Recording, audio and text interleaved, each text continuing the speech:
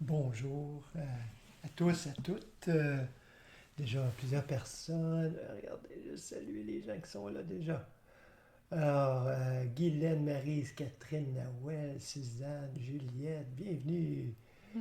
Il y a d'autres personnes qui vont se joindre, j'imagine bientôt. Guita qui est là, qui vient d'arriver aussi. Alors, un, un nouveau, un nouveau décor, un nouveau setup, comme on dit en québécois. On s'amuse à se déplacer dans notre petite pièce.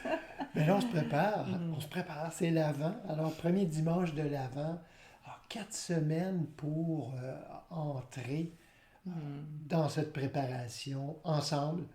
Et alors, c'est ça. La semaine prochaine, il va y avoir la crèche en arrière, déjà. Alors, on va entrer ensemble dans cette aventure. J'espère que parce qu'il faut se préparer pour se préparer. On est toujours en préparation. C'est le lot de cette voie du Christ, particulièrement celle du Christ intérieur, hein, où on est invité sans cesse à se laisser surprendre par l'Esprit, évidemment, à à s'ouvrir et accueillir cette... Préparer le terrain, ouais, hein, ouais. se disposer. Alors, on se prépare particulièrement à la naissance du Christ. Hein, on pourra le voir, je pense que tu en parles un petit peu plus tard, mais les différents événements. Alors, c'est sûr que quand on se dit on va fêter Noël, on parle de cet événement, du premier événement, entre guillemets, hein, c'est-à-dire l'histoire qu'on connaît. Hein, il y a deux, et même les mystiques, ils disent qu'il y a trois événements. Donc, on pourra voir ensemble peut-être plus tard. Je pense que un des thèmes importants aujourd'hui, ça va être en fait, de voir hein, un peu Hmm. d'historique, un peu d'histoire, mais aussi toujours de demeurer dans ce qui est pratique. On le dit toujours, si c'est pas pratique, si on finit une rencontre et qu'il n'y a rien de pratique, euh, on a en quelque sorte perdu notre temps. Qui nous interpelle, On en a fait, manqué notre coup. dans ce qui nous concerne maintenant. Et quand on parle d'histoire, hein, on va le voir, c'est notre histoire aussi. Ah D'où oui, on part, hein, oui. d'où on part euh, pour arriver à cet événement. Hmm. Les, les saints celtiques m'intéressent beaucoup depuis longtemps. Hein, c'est pas nouveau. Là, je me souviens dans la mi-vingtaine, là, je m'étais plongé là-dedans. Je trouvais ça fantastique. Je trouve ça encore aussi fantastique, en fait, cette approche. Et puis, il y a quelque chose qui m'a frappé justement en lien avec une préparation. Et c'est, ah bon sang, je pense que c'est Saint Cuthbert qui, à un moment, était envoyé ils étaient toujours envoyés ou s'envoyaient eux-mêmes hein, par inspiration de l'esprit Hmm. dans des lieux pas possibles, dans des lieux difficiles. Et puis il est arrivé au haut d'une montagne, à l'endroit désigné pour démarrer un centre spirituel, un monastère. Et puis là, ben, il est là avec quelques moines. Et puis ils se disent, OK, bon, ben, c'est quoi le plan maintenant? Est-ce qu'on commence par construire la chapelle? Est-ce qu'on commence par construire nos cellules, nos petites cellules? Parce que quand même, je veux dire, c'est beau construire la chapelle, mais si nous, on n'a pas d'endroit où rester et tout ça. Et il y a une tradition chez les saints, chez les mystiques celtiques, c'est de dire, et puis c'est ce qu'il a répondu, Saint Cuthbert, il a dit aux moines, prenons un temps de prière avant de décider. Et tout est gros, tout est intense, je dirais, dans leur approche. Et quand ils disent on va prendre un temps de prière, c'est pas on va prendre 5 minutes, 10 minutes. C'est prenons 40 jours de prière pour, pour décider. Alors, le plus important, c'était de s'arrêter. De s'arrêter, de se laisser informer de l'intérieur. Le 40, hein, toujours symbolique. Hein, Mm. le temps de laisser ce qui est à laisser pour que la véritable voix se fasse entendre. Alors, 40 jours. Ben, nous, on n'a pas 40 jours. Peut-être l'année prochaine, j'y ai pensé trop tard, qu'on pouvait faire un 40 jours d'avant. Ben là, il est trop tard. Il nous reste 4 semaines, hein, 28 jours avant, avant, avant Noël. Ben, peut-être un petit peu plus. Alors, ah ben non, je pense que ça fait exactement même un petit peu moins que 28 jours parce que notre dernier dimanche, ensuite on va avoir Noël. Alors, on va voir l'horaire aussi pour tout le monde, comment on va naviguer là-dedans, à part les 4 dimanches, comment on va vous inviter à célébrer Noël à distance, encore une fois, parce que là, on- c'est même pas un Mais choix. en proximité, en proximité de Noël, je trouve qu'en anglais, ça nous parle plus, hein? Christmas, Mhm. déjà, hein, l'évocation du Christ. Donc, si elle est déjà là, tant mieux, on la renforce, on la consolide, hein, cette intimité avec ce qui est né ou à naître, ou c'est une question de tout instant, en fait. Hein, c'est pas né définitivement, puis on s'en occupe plus, puis... Non, exactement. Ça aussi, on va le Ouais, revoir tantôt, là, c'est parce que ça. ça m'a frappé cette semaine Mm. aussi. Plein de choses. En fait, euh, je pense que j'ai fait 4 préparations cette semaine. 40. Moi, c'est ça. Peut-être, en fait. C'est que je me disais, si j'aurais aimé qu'on puisse être live comme ça à tout moment, parce qu'il y a eu une multitude de méditations dans lesquelles se sont révélées des choses que j'ai mis, que j'ai pris des notes par la suite. Puis après, je me disais, oh, c'est plus d'actualité. C'était d'actualité au moment où ça s'est présenté. Puis je suis certain que ça aurait parlé euh, pas à tous et à toutes, mais c'est ça. Alors bon, ben là, c'est la préparation qui reste, qui souffle de l'intérieur. Alors ce temps de l'Avent, c'est un temps, on pourrait dire, d'attente. Hein. C'est un temps aussi pour revenir. Vous allez voir, c'est pas juste une ligne. Hein. C'est à la fois attendre, revenir, aller à la rencontre, hein, se laisser rencontrer aussi. Alors, c'est tout ça. Alors, on a un beau programme. Déjà, on va dresser la table aujourd'hui, mais plus que dresser la table, en fait, On va y goûter. on va y goûter. Oui, c'est ça. Hein. C'est le premier service. C'est le premier service. Hmm. Commençons donc avec la méditation, hein, avec le principal. Le plus- plat non pas de résistance, mais qui qui, nous... qui nous invite à laisser toute Ah ouais. résistance. De subsistance, je dirais. Hmm. Hmm. On prend une bonne position, on s'installe, on allonge bien la colonne vertébrale, on allonge la nuque et on relâche toute tension. Ce relâchement qui nous rappelle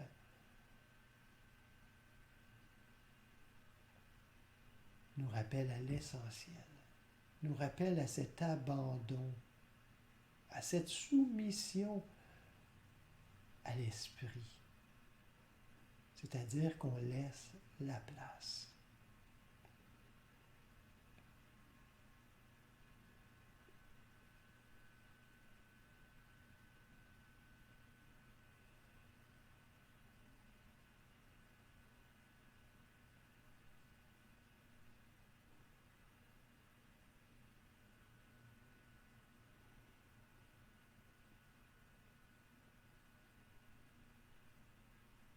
On prend conscience du souffle qui circule. symbole de la présence de l'Esprit, du Christ intérieur qui sans cesse cogne à la porte de notre conscience pour qu'on ouvre, qu'on demeure ensemble.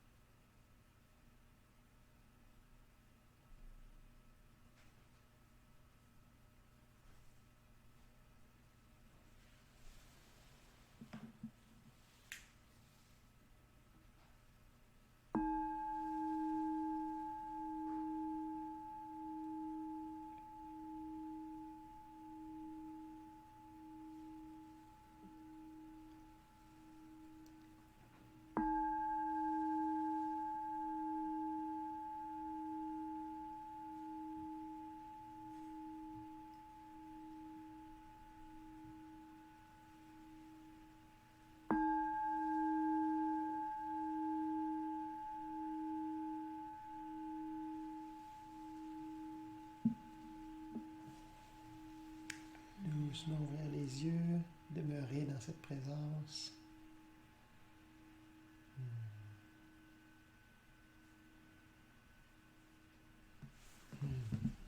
Je vais juste faire un petit ajustement parce qu'on dirait que l'ordinateur a chaud.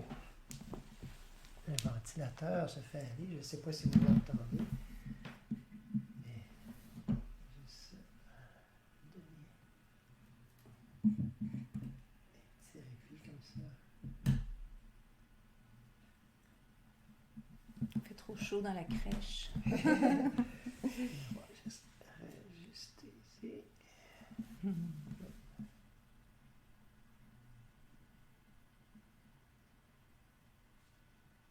Alors, je pense qu'on devrait être bon là. Voilà.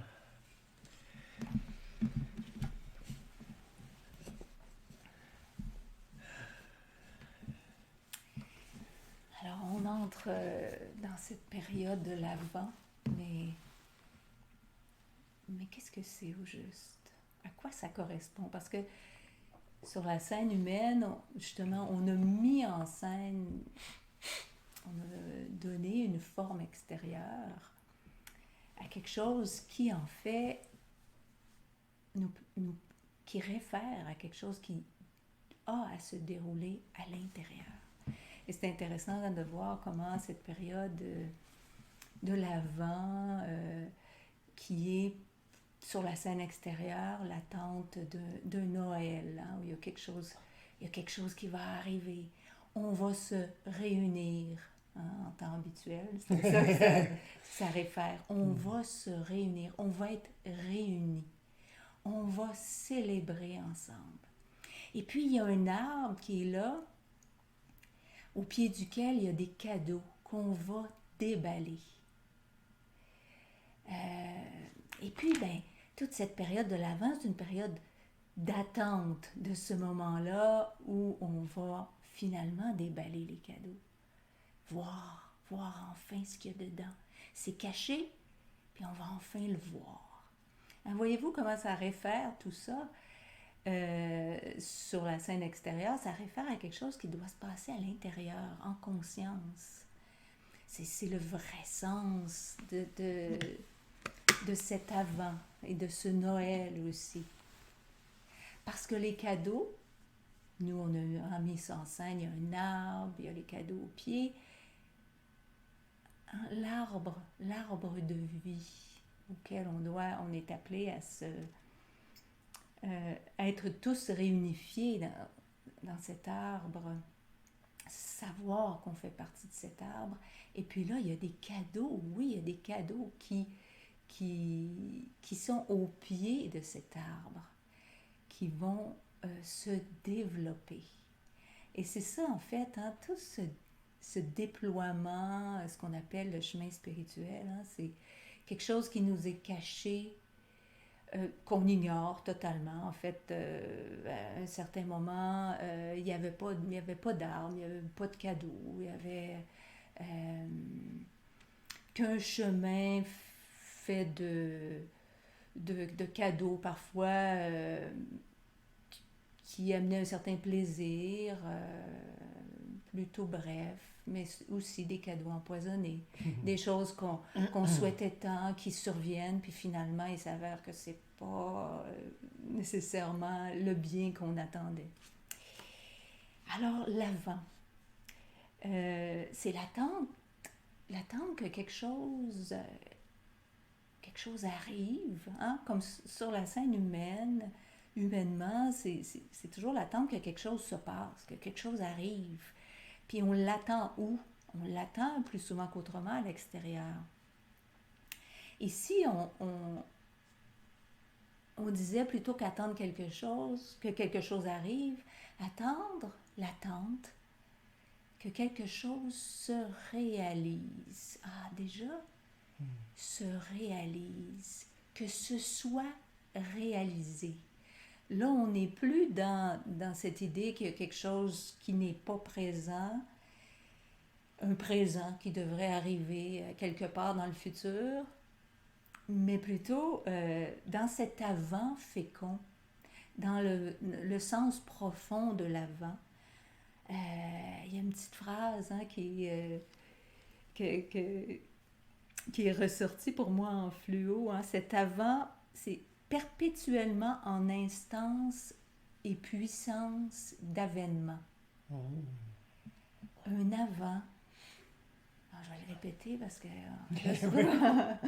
un avant, c'est perpétuellement en instance et puissance d'avènement. Et là, on peut commencer à voir se pointer quelque chose qui nous apparaît plus dans une histoire linéaire, mais un passé, un présent et un futur qui se rejoignent, qui sont une et même chose. Le passé, si on regarde justement les Écritures, si on regarde l'histoire, le déploiement de la conscience tel qu'il nous est révélé dans la Bible, dans l'Ancien Testament, c'est beaucoup justement la préparation du terrain, des choses qui sont annoncées, certains qui en saisissent plus profondément la réalité, les prophètes, Moïse, Élie, Isaïe, Jérémie, c'est plus pour eux que quelque chose d'extérieur. Ça les traverse. Oui, c'est plus que quelque chose qui va arriver, qu'ils annoncent. Pour eux, c'est présent. C'est là. Parce que sinon, il n'y aurait pas cette puissance de proclamation. Écoutez, réveillez-vous. Mais c'était le fait de quelques très, très rares. Et pour la plupart, c'était... Encore aujourd'hui.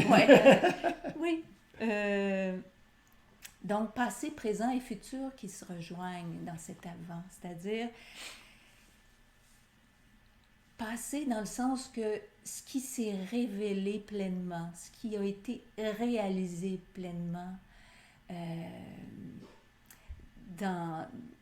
par Yeshua, qui est annonciateur, dans le fond, qui nous révèle ce qui est présent pour nous, maintenant, qui est présent en chacun de nous, appelé à se révéler aussi. Alors, c'est en ce sens que c'est passé dans on a Yeshua qui est venu, dans le fond, nous dire, regardez, je ne suis pas différent de vous, ça s'est réalisé pour moi, je suis la preuve qu'il en est de même pour vous, puisque nous sommes du même Père, puisque nous avons le même héritage. Il y a Isaïe qui dit, donc, on va regarder l'histoire à partir plutôt de l'Ancien Testament, parce qu'on nous parle beaucoup dans l'Ancien Testament, mais dans le Nouveau aussi, mais de espérance, espérez, confiez-vous en l'Éternel, perdez pas ça de vue, restez ancrés dans ce qui est annoncé comme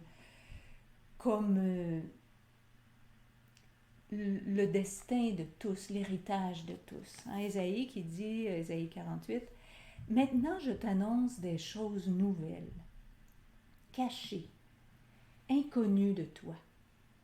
Elles se produisent à présent et n'appartiennent point au passé. Jusqu'à leur avènement, tu n'en avais aucune connaissance. Et ça, afin que tu ne dises pas, voici, je le savais. Tu n'en as rien appris, tu n'en as rien su, et jadis ton oreille n'en a point été frappée. » Alors là, il est en train de nous dire, jusqu'à ce que tu sois réellement prêt à l'entendre et que tu te méprennes pas et que tu dises pas, je le savais. Le petit je, qui est toujours prêt à s'enorgueillir, puis à penser qu'il a la connaissance par ses facultés, ses propres facultés intellectuelles, mentales. Ah oui, je le savais. Oui, on peut dire, ça m'est annoncé, j'ai confiance, mais j'ai confiance aussi que c'est pas par moi-même que je peux le savoir. Il nous enseigne aussi que ce qui est révélé de l'Esprit de Dieu est toujours nouveau. Hein? C'est nouveau. Alors, tu ne peux pas le savoir d'avance aussi. Hein? Il y a aussi cet aspect-là. C'est nouveau. C'est ça qu'on va fêter, à quoi on s'attend. L'incarnation. C'est pas révélé au passé, c'est pas révélé au futur, mais tu n'étais pas prêt à l'entendre. Alors là, c'est là qu'on nous parle beaucoup de préparation. Hein? Tu n'étais pas prêt à ce moment-là. Donc, il faut se préparer pour entendre enfin ce qui nous est dit de toute éternité, ce qui nous est annoncé. Alors, il est aussi dit dans la lettre de Jean, la première lettre de Jean, « Bien-aimés, nous sommes maintenant enfants de Dieu. Et ce que nous serons n'a pas encore été manifesté. Mais nous savons que, lorsqu'il paraîtra, nous serons semblables à lui, parce que nous le verrons tel qu'il est. Quiconque a cette espérance en lui se purifie comme lui-même est pur. » Ah, voyez-vous, là on parle d'espérance. Mais cette espérance qui n'est pas une espérance, qui n'est pas un espoir aveugle, qui est ancré dans ce qui a été révélé par ceux qui l'ont connu. Hein? Donc, un espoir éclairé,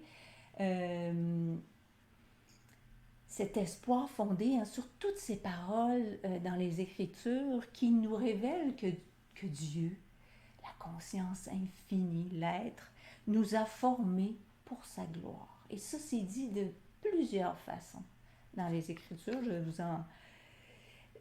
vous en citer quelques-unes, mais c'est donc un espoir éclairé.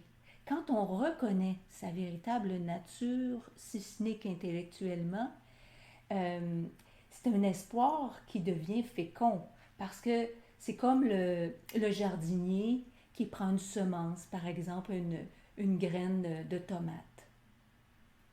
Comment peut-il espérer qu'il y a un plant de tomate qui va émerger de cette graine? Comment peut-il espérer qu'il va éventuellement y avoir des fleurs, que ces fleurs vont être pollinisées et qu'elles vont produire des fruits qui seront des tomates?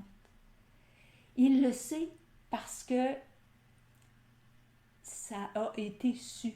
Hein? Cette graine, elle est connue. Sa nature est connue. On sait ce qu'elle va produire. Et c'est la même chose. Hein? C'est ça qui nous est annoncé dans les Écritures. Vous êtes formés pour la gloire de Dieu. Alors, et même si lui-même on n'a jamais planté de tomates, oui, il y a des jardiniers qui lui ont enseigné, qui lui ont montré, peut-être qu'il l'a vu étant jeune. Il a vu des plants de tomates. Il a vu l'action et le résultat. Oui. Alors, c'est pas espérer, hein, espère en Dieu, comme une espérance, ça peut être ça, effectivement. Mais l'espérance dont on parle, c'est une espérance qui est fondée sur ce qui semble être le passé, mais un passé qui nous décrit notre présent, qui nous décrit notre présente nature. Alors, dans Ésaïe, Ésaïe a été vraiment, il y a une abondance de choses annoncées en Ésaïe, hein, qui se sont produites, révélées, incarnées en Yeshua, hein, qui est le plan abouti qui a amené des fruits concrets. Alors Ésaïe qui dit « Le peuple que je me suis formé publiera mes louanges. Moi, l'Éternel, je t'ai appelé pour le salut, et je te prendrai par la main, je te garderai, et je t'établirai pour traiter alliance avec le peuple, pour être la lumière des nations. » Il est dit aussi dans Proverbes, et ça nous aide à discerner. l'attente vaine, hein, j'attends que mon désir se réalise, j'attends que mon projet se réalise, versus j'attends que cela me soit révélé, selon ton projet, ton dessein, ta volonté. Hein, dans Proverbe, il est dit, il y a dans le cœur de l'homme beaucoup de projets, mais c'est le dessein de l'Éternel qui s'accomplit. Tout ce qu'on pense accomplir... C'est la fameuse blague, là, ça, hein? C'est la fameuse blague, Oui. c'est la plus grosse blague qu'on peut faire à Dieu. Hein, c'est dire, Dieu, j'ai un projet ou j'ai des projets. J'ai un plan. J'ai un plan. Eh bien, soit, on peut avoir l'impression de réaliser nos plans. Mais cette satisfaction est très temporaire, vous le savez comme moi. Ah, il est dit aussi, tu seras une couronne éclatante dans la main de l'Éternel, un turban royal dans la main de ton Dieu. Pas par toi-même, dans la main de ton Dieu. Oh, ça demande qu'on... Voyez-vous, on se laisse porter. Il faut qu'on laisse cette main nous guider. Hein, dans Ésaïe encore, j'annonce dès le commencement ce qui doit arriver. Ce qui doit arriver. C'est pas ce qui va peut-être arriver, ce qui doit arriver. Et longtemps d'avance, ce qui n'est pas encore accompli, mais j'exécuterai toute ma volonté. Hein? Comme dans Jean aussi, hein, nul ne peut abolir l'Écriture, hein, dans le sens que nul ne peut contourner le dessein divin. On peut essayer, on peut s'y acharner, et c'est là que notre vie devient une lutte. Tant qu'on tient, attends, j'ai encore un petit dernier projet, là. Encore, il y a quelque chose que j'aimerais réaliser avant. Vas-y. Et c'est là que on est appelé à entrer dans une espérance qui est féconde, une attente qui est féconde.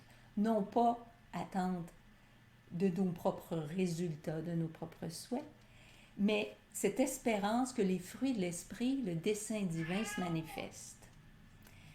Alors l'espérance, c'est une disposition de l'âme. C'est vraiment... c'est drôle parce qu'il y a une expression qui dit, je ne la connaissais pas celle-là, avoir des espérances. Pas désespérance, mais des espérances, c'est être enceinte. Intéressant. Être enceinte. Ben oui, c'est à cette image en fait. Quelque chose qui est là déjà, en germe, comme la graine, comme la semence, hein, comme la graine de tomate. Quelque chose qui est là en germe. Et l'espérance, l'attente, c'est vraiment... c'est là, peut-être que je ne le sens pas encore, mais je le couvre, je le nourris. J'en prends soin, hein? Je veille. Soin, je veille. Hein, cette assurance, c'est là. Peut-être que je ne le réalise pas encore. Hein, encore dans l'Ancien Testament, Osée, hein, qui a osé dire, connaissons, cherchons à connaître le Seigneur. Sa venue est aussi certaine que celle de l'aurore. Il viendra pour nous comme une ondée, comme une pluie printanière qui arrose la terre.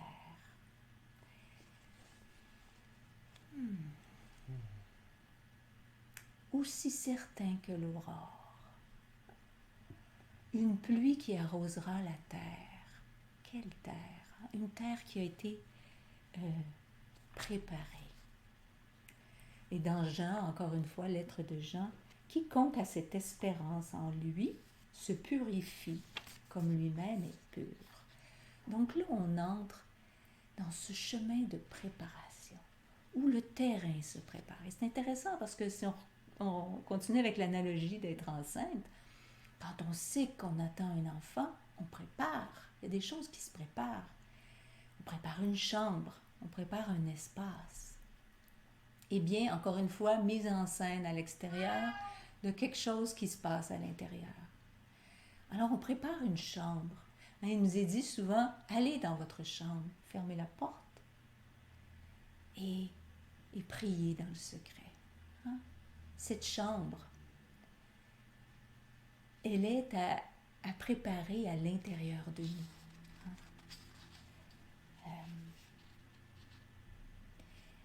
Il est dit aussi dans un psaume, il sera, encore une fois, on fait référence à cette pluie, il sera comme une pluie qui tombe sur un terrain fauché, comme des ondées qui arrosent la campagne, sur un terrain fauché. On a plein d'indications qui nous montrent qu'il y a une préparation qui doit se faire. Et là, ici, on parle d'un terrain qui doit être fauché. Il y a quelque chose qui doit être...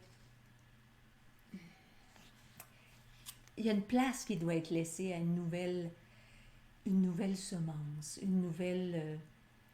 un nouveau fruit qui n'a pas encore poussé sur la terre. Alors, il y a des étapes et on voit vraiment l'Ancien Testament nous montre toutes ces étapes. À la fois, ces chants qui ont été, ces tentatives de par soi-même faire pousser quelque chose, mais qui à chaque fois ça a été la récolte, on a constaté qu'elle était desséchée, pourrie, c'est ça, décevante effectivement. Alors on voit dans tout ce cheminement de la conscience que cette conscience on part d'un terrain où ce n'est pas réalisé, d'un terrain même où on ne sait même pas qu'il y a quelque chose à réaliser à l'intérieur de soi, ou on pense qu'il y a quelque chose encore qui va nous venir de l'extérieur, un cadeau au pied du sapin, quelque chose qui va apparaître sur la scène visible et qu'on attend sur la scène visible. Mais l'homme, dans son errance, il s'est rendu compte à un moment donné qu'il y avait des problèmes, des difficultés auxquelles il faisait face, qu'il n'arrivait pas à résoudre par lui-même. Et c'est souvent ça qui a amené l'homme à se tourner, ou en tout cas à envisager qu'il y a peut-être quelque chose de supérieur, il y a peut-être quelque chose de plus que l'homme, que nous, qui pourrait nous aider à ce que nos récoltes soient abondantes, aider à ce que enfin elle puisse avoir un enfant, aider à ce que celui-ci ne meure pas, etc., etc. Alors, c'est là qu'il a commencé à se tourner, parce qu'il était encore dans cette idée que c'est à l'extérieur. Donc, il a commencé à se tourner vers des dieux qu'il considérait comme extérieurs à lui. Des dieux qu'on doit prier, qu'on doit essayer de satisfaire, essayer de combler. Et là, dans Roi, il nous est dit, ils abandonnèrent tous les commandements de l'Éternel, donc ils n'étaient plus dans une écoute intérieure, ils étaient coupés, l'oreille qui n'entend pas ce qui est proclamé tout le temps, mais qui constate, qui se retrouve dans la misère, le désarroi, puis qui se façonne des dieux, qui essaie d'imaginer, mais peut-être qu'il y a un Dieu, pour tel problème, il y a peut-être un Dieu spécifique, peut-être que pour les récoltes, il y a un Dieu des récoltes. Alors on va prier ce Dieu, on va lui donner une forme, on va le façonner, on va lui donner comme pour lui donner de la substance, on va en faire une statue, quelque chose qu'on peut voir, quelque chose qu'on peut toucher, parce que c'est à ça qu'on fait confiance à cette époque-là de nos vies. On se rappelle aussi cette époque-là dans nos vies. L'Ancien Testament ne parle pas de peuple lointain, de quelque chose qui est passé depuis longtemps. Non, il y a eu et il y aura encore des périodes où on aura besoin de se façonner une idée d'un Dieu, de penser que je dois penser comme ceci, je dois faire comme ceci. Et là, on dit, ils ont abandonné tous les commandements de l'Éternel, leur Dieu, ils se firent des veaux en fonte. Ils fabriquèrent des idoles. La maison d'Israël s'est éloignée de moi avec toutes ces idoles. Mais leurs plus belles œuvres ne servent à rien. Hein? Ésaïe qui annonce toujours à la fois ce qui est vain et à la fois ce qui est du solide. Mais il dit ici, leurs plus belles œuvres ne servent à rien. Elles n'ont ni vue ni intelligence. Est-ce que vos idoles sont capables de faire pleuvoir, d'amener de la pluie? Ah, mais là, quand il y avait de la pluie, aussitôt on l'attribuait à l'idole. Ça y est, j'ai fait ce qu'il fallait. Ah, peut-être que je vais essayer de reproduire ce que j'ai fait pour que ça se repasse à nouveau. Hein? Et on a aussi imaginé à ce moment-là, quand les choses ne se passaient pas comme on voulait, ben, qu'il y a un Dieu qui retient notre bien. Hein? Il y a un Dieu qui a des bénédictions, qui a des cadeaux, mais il ne nous les donne pas. Parce qu'on n'a pas été assez fin. On dit ça encore aujourd'hui, hein, par rapport à Noël. Faut que tu sois sage, faut que tu sois fin. Comme si c'est quelque chose qu'on avait à faire par nous-mêmes, qu'on avait à mériter. Puis si ça ne se produit pas, c'est parce qu'on ne l'a pas mérité. Mais cette histoire-là, toute cette histoire-là, qu'on relate d'il y a très, très, très longtemps, c'est notre histoire aussi. Oui. C'est pas à voir comme... c'est pas un cours d'histoire là, ou un cours d'histoire biblique. C'est vraiment, OK, mais en quoi ça me concerne? C'est notre cheminement. Hein? Ce sont des états de conscience. Chaque personnage, chaque situation, ce sont des états de conscience qui, à un moment ou l'autre, qu'on a vécu ou qu'on va vivre... peut-être pas nécessairement tous ces états de conscience-là, mais ça nous fait comprendre aussi les états de conscience de tous et chacun, de ceux qui nous entourent. Puis on voit, ah oui, hein, il y a le chemin, là, on est en chemin. Hein? Mais peu importe où on est en chemin, même sans le savoir. Parce que ça, c'est appelé, hein, on l'a dit tantôt, ce dessein divin est appelé, il s'accomplit. C'est sans...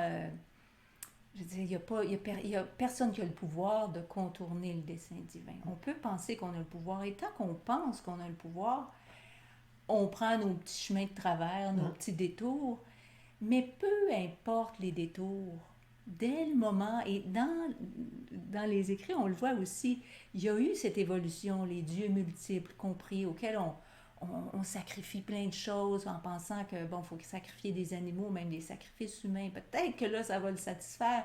Pour finalement, il y a des prophètes qui disent, j'en ai rien à faire de vos sacrifices. C'est votre obéissance à mes commandements que je demande. Hein? Ça a été dit clairement. Et ça, c'est justement... Je peux, oui. Alors, c'est ça, hein? On est invité à quoi? Et puis ça aussi... L'Écriture nous en parle en long, en large, autant dans l'Ancien que dans le Nouveau Testament. Et puis c'est répété, répété et répété par le Maître Yeshua. Veillez, veillez. Parce qu'on dit, ben oui, on sait une attitude, un sentiment d'attente, une espérance éclairée. Mais il y a aussi, hein, il y a un mot en hébreu, il y a quelques mots en hébreu qu'on traduit par espérance, espoir. Et entre autres, il y en a un, c'est kava, hein, qui fait référence à une corde, hein, à une corde, à un câble, qu'on étire, qu'il y a une tension. Alors, cette espérance-là, il y a une tension vers quelque chose. Pas une tension tendue, là, stressée, mais une tension, c'est-à-dire qu'on tend vers quelque chose. Il y a, de toutes nos forces. Hein? Oui, c'est ça. Hein, on est invité à en faire l'expérience de ce qui est annoncé. Alors, pas simplement d'écouter puis de dire « Ah, c'est beau, ah, ben oui, ok, ben je souhaite bien, mais ok, je souhaite, donc commence à verser. » Il y a quelque chose, c'est toujours très paradoxal, hein? C'est notre action qu'on a à faire, c'est comme OK, bien, il faut faire quelque chose, mais en fait, on ne peut pas faire de soi-même, parce que si on fait de soi-même, on est à côté. Mais il faut commencer à verser, comme le Fils... À partir d'où on est. Hein? Ben oui, comme le Fils prodigue, il n'a pas juste resté dans la mort à cochon en disant « Ah, j'espère que mon Père va me nourrir, va me pardonner, ici et ça. » Oui, il s'est dit ça, mais il s'est levé, puis il s'est mis en marche. Mais dans l'histoire, on le voit, aussitôt qu'il se met en marche, c'est comme son père arrive à la rencontre. C'est ce que je disais au début. Hein, c'est d'aller à la rencontre, mais de se laisser rencontrer. Alors, d'aller à la rencontre tout en se laissant rencontrer. C'est beau quand même. Hein? Alors, je commence, je fais le premier pas dans cette attente, dans cette espérance, euh, une espérance éclairée, donc une reconnaissance, on pourrait dire, euh, en attente de reconnaissance, d'être à mon tour accueilli. C'est-à-dire, je m'en vais vers en sachant que Dieu vient vers. C'est pas juste à sens unique. Juste pour, quand on dit espérance éclairée, hein, c'est tout ce qui a pu s'éclairer déjà sur quoi on peut se fonder. Il n'y a pas une multiplicité de pouvoirs de Dieu. Hein, c'est ça que l'histoire nous a montré. Il n'y a qu'un Dieu. Dès le moment où les peuples ont commencé à s'intoniser à cette vérité-là, il n'y a qu'un Dieu, déjà il y a des bénédictions qui ont commencé à s'écouler. Il n'y a qu'un Dieu. Alors ça, on peut concrètement dans notre expérience, est-ce que j'accorde encore du pouvoir à telle chose extérieure qui peut m'amener un bien ou qui a le pouvoir de m'amener un mal aussi à l'extérieur? Hein? Il n'y a qu'un Dieu, qu'un pouvoir. Maintenant, OK, il n'y a qu'un Dieu, mais longtemps, ils ont pensé qu'il était dans la petite arche qui transportait, puis si on ne l'a pas avec nous, hein, c'est comme une amulette, une fétiche, si on ne l'a pas avec nous, on est bien, bien mal pris. Non, il nous a été dit, et ça aussi, c'est quelque chose à quoi on doit s'aligner. Il n'y a qu'un Dieu. Yeshua le dit clairement, mais ça a été dit avant par beaucoup de prophètes. Il est au milieu de vous, il est à l'intérieur de vous. Il n'est pas de ce monde que vous pouvez palper, voir à l'intérieur. Il n'y a qu'un Dieu, il est à l'intérieur. Écoute Israël, hein? Écoute. Arrête. Non, il est dit à un moment donné dans l'Écriture, si au moins il pouvait se taire. Écoutez. Alors, on les a, les indices hein, de cet alignement. Et faire confiance sans remettre. Sans remettre. C'est qui mon berger? À quoi je fais confiance? Qu'est-ce qui peut m'éclairer? Ça aussi. Alors, il faut faire notre part. Il faut entrer dans cette attente féconde. On a plein d'exemples. Hein? Je vais juste vous en citer quelques-uns ici. Donc, on a...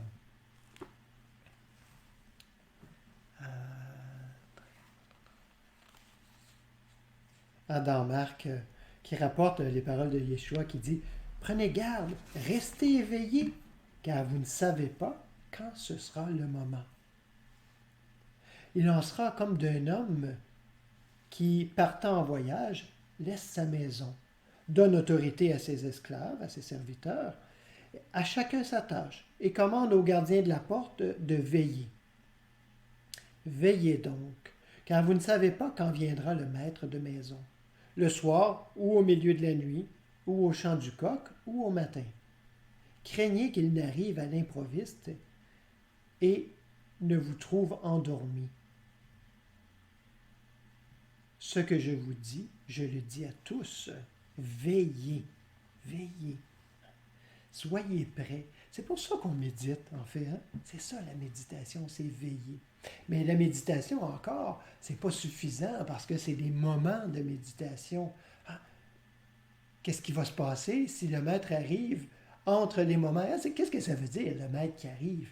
Qu'est-ce que ça veut dire qu'il arrive à l'improviste, qu'il arrive quand on ne le saura pas? Bien, est-ce que je suis prêt? Est-ce que ma conscience est prête à accueillir?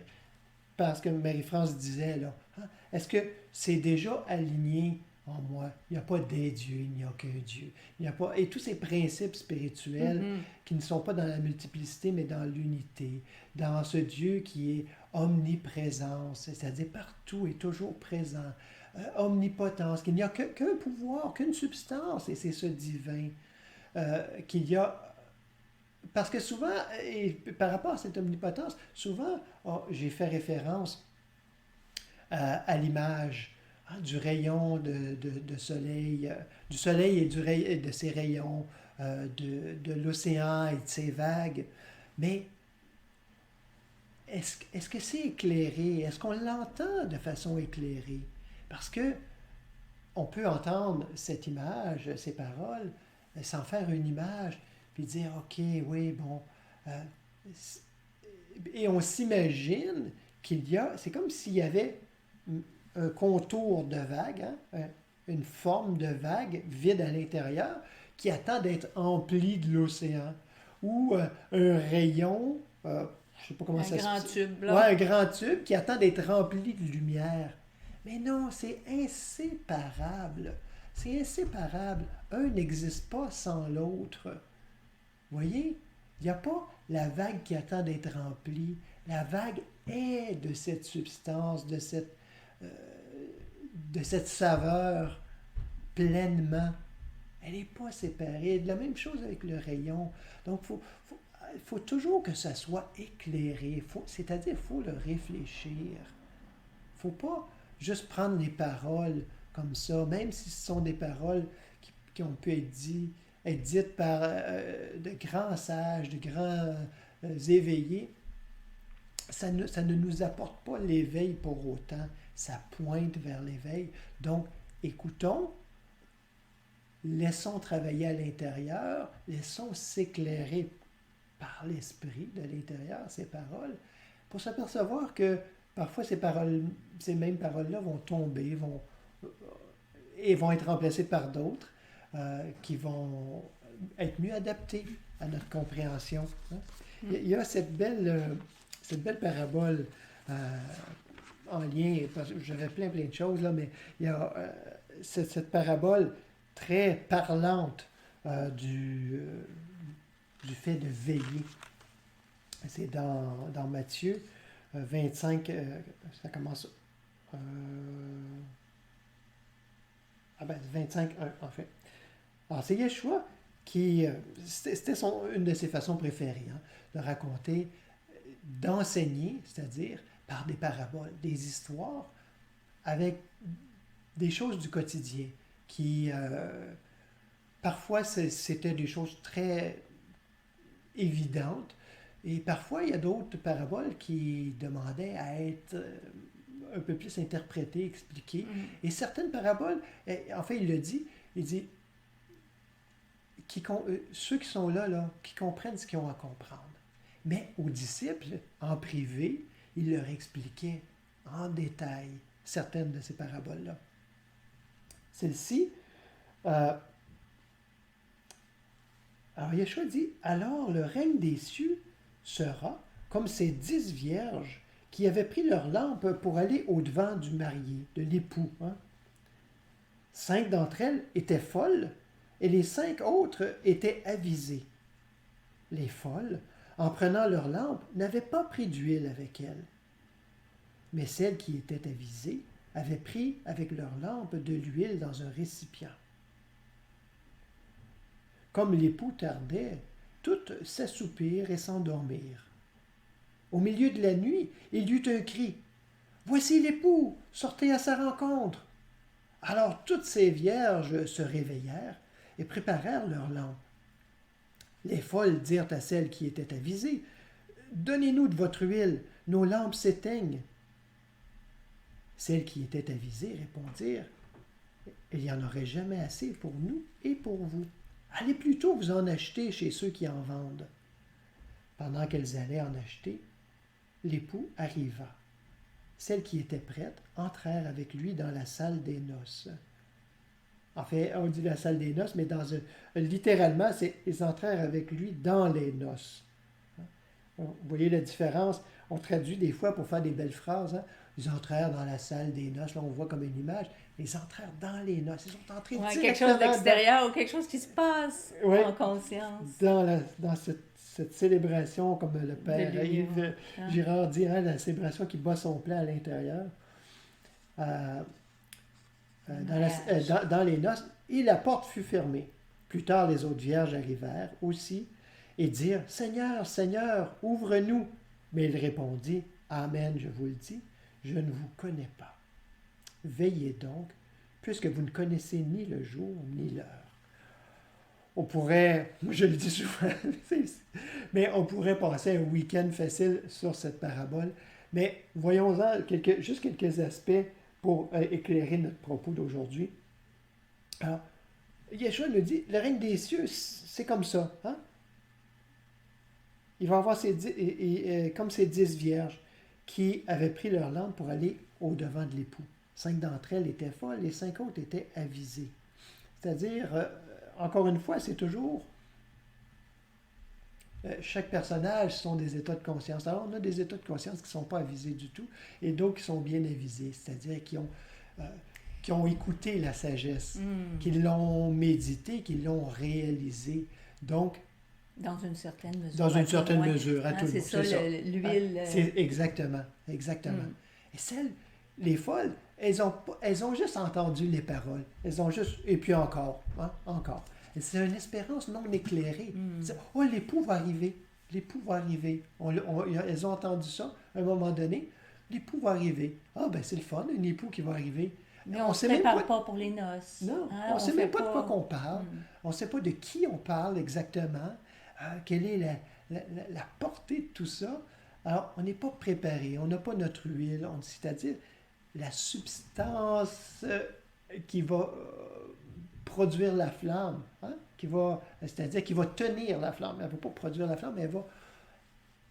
Ça ne va pas être un petit feu de paille, autrement dit. Ça va alimenter la flamme. Alors, vous voyez, mille et une interprétations de cette parabole. Il y a déjà des racines. Hein, on pourrait le dire comme ça aussi. Il y a déjà un enracinement dans la vérité, un alignement dans la vérité. Et puis, c'est déjà huilé, là. C'est déjà en marche. Hein, c'est déjà en marche. Puis, les vierges folles, hein, on pourrait dire qu'elles se fient encore sur quelque chose d'extérieur. Elles pensent que, d'abord, encore cette idée, hein, oh ben oui, mais puisque des fois, dans l'absolutisme, on peut dire oui, mais tout est là, puis dans le fond, il n'y a rien à faire puisque c'est là. Ce serait ne pas être avisé, justement. Hein? OK, mais là, est-ce que je le réalise pleinement? Si je ne le réalise pas, je me mets en marche pour le réaliser. Je goûte ces paroles, je les médite, je les prends en moi. C'est macéré, hein? Puis il y a une huile comme ces huiles essentielles, hein? Qui sont extraites par tout un processus de la plante. Bien, ces huiles, les fruits qui sont pressés, hein? Il faut qu'il y ait on est entré dans un procédé, hein? On s'est mis en marche. Il y a une huile, hein? Les fruits qui nous sont présentés, oui, ça peut être des fruits du cheminement de d'autres, mais on les a fait nôtres et ça a produit une huile. Et on ne se fie pas sur les autres pour nous donner cette huile-là. Oui, on peut s'en inspirer, mais on les fait nôtres. Et là, quand ça arrive, c'est-à-dire parce qu'à tout moment, dans le fond, la présence est offerte. Mais là, plus ça va, plus on va être à même de goûter à cette communion, à ce mariage. On va entrer dans aller la dans pratique. Le pressoir. Oui, dans le pressoir avec un chant pour cette seconde méditation, puis ensuite on va vous inviter ensuite pour une rencontre qu'on puisse échanger ensemble. Alors, on va prendre ce moment pour se déposer, pour veiller, pour espérer de façon éclairée et veiller. Est-ce que tu préférais faire le tambour? C'est plus facile? Non.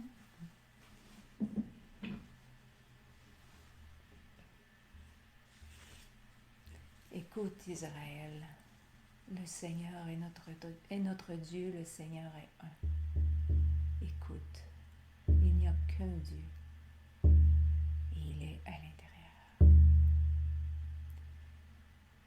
Shema Israël Adonai Eloheinu Adonai Echad. Shema Israël Adonai Eloheinu Adonai Echad. Shema Israël Adonai Eloheinu Adonai Echad. Shema Israël Adonai Eloheinu Adonai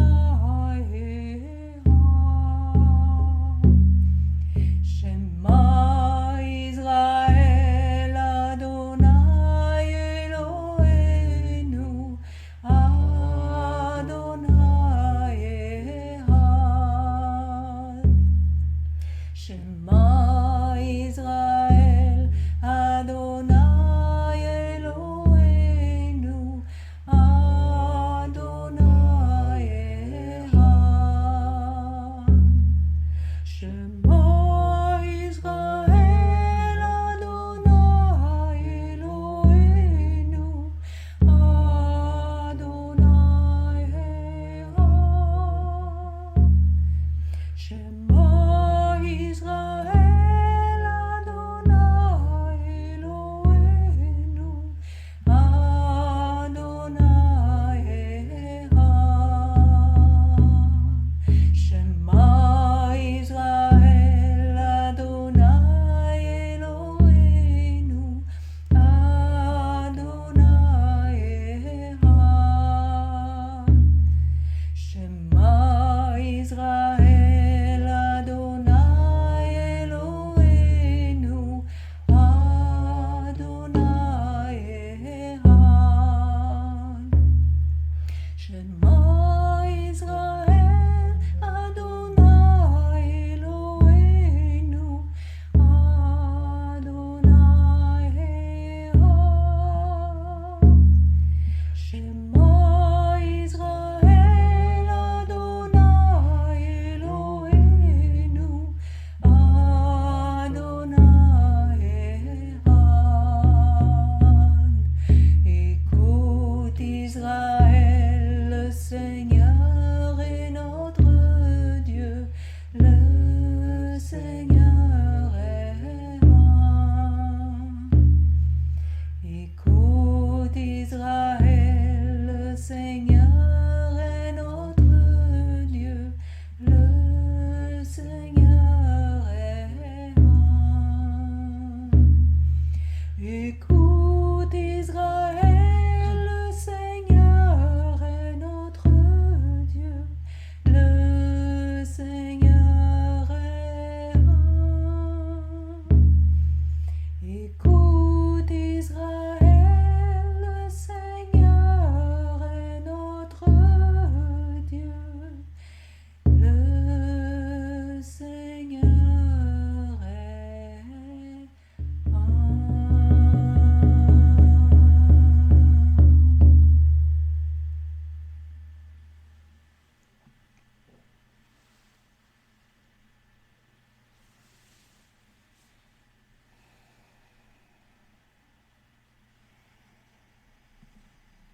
Entrons dans cette simple attitude d'écoute intérieure, d'ouverture.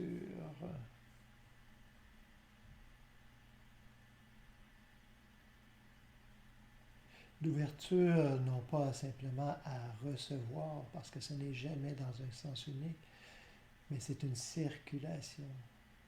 Donc c'est aussi une ouverture à laisser s'écouler de l'intérieur cette présence.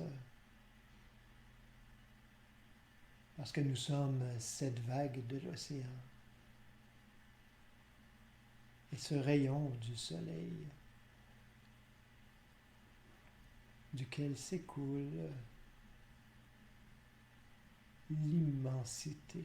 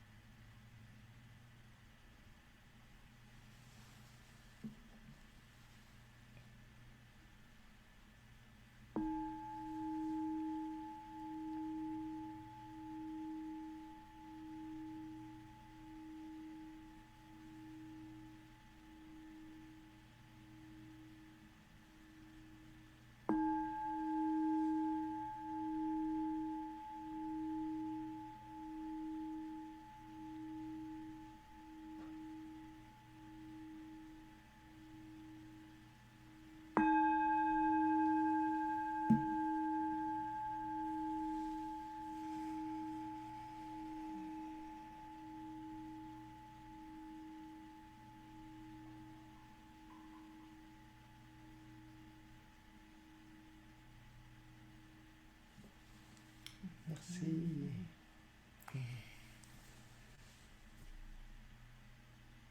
Écoute, hein, c'est ce qui nous est demandé de l'intérieur.